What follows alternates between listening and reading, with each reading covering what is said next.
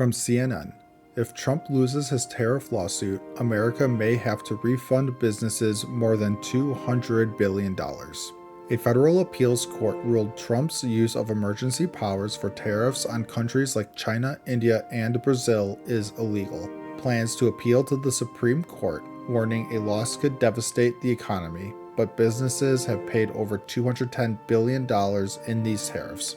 If upheld, refunds could be issued, though the process might require claims or lawsuits, and it could increase government borrowing and inflation risks. Experts say tariffs might stay in place during appeals, but a final loss means stopping collections and potential economic ripple effects. From Fox News, nobody's in control as chaotic street takeovers terrorize cities across U.S., crime expert. Street takeovers are surging across U.S. cities, with vehicles blocking roads, doing stunts, and causing fear among residents. Expert Peter Moskos says these events are dangerous, disrupt quality of life, and make it seem like no one's in control of public order. Recent incidents in LA, Tampa, Boston, and more led to arrests, vehicle seizures, and citations, but social media fuels the trend. Solutions include political crackdowns, cultural shifts, and physical barriers to deter participants and restore safety. From Newsweek, Trump's tariff gamble could trigger a $500 billion Treasury crisis. Opinion. The appeals court ruled against Trump's emergency power for tariffs, setting up a Supreme Court battle that could force over $500 billion in refunds with interest. Trump warns a loss could spark a Great Depression-like crisis as tariffs affect trillions in trade without clear congressional approval.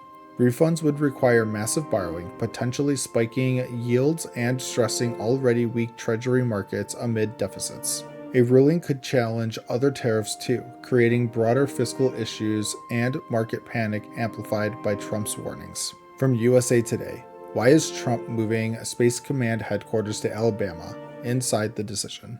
President Trump is relocating U.S. Space Command headquarters from Colorado Springs to Huntsville, Alabama, reversing Biden's decision. Huntsville, known as Rocket City, hosts NASA and defense firms aligning with the Air Force's original preference for the site. The command handles space operations like satellite defense and missile warnings, separate from Space Force.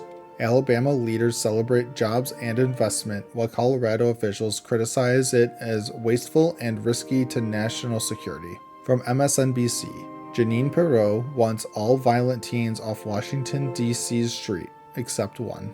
U.S. Attorney Jeanine Pirro, tough on D.C. juvenile crime, let a 19-year-old convicted of armed carjacking walk free despite probation violations. The teen posted with a rifle online, but Pirro's office stopped prosecuting unlicensed long gun carrying, leading to probation termination. This contrasts with conservative views on crime versus guns amid debates after a Minneapolis church shooting killing children. Critics say it ignores gun prevalence and violence, while Pirro focuses on intent over instruments in prosecutions. From the Mirror US, ABC's David Muir fans fume. Where's the proof as he drops breaking Donald Trump news? ABC's David Muir reported President Trump's announcement of a U.S. military strike on a Venezuelan boat in the Caribbean. Trump said the vessel carried drugs for the U.S., killing 11 alleged gang members from Venezuela's Tren de Aragua.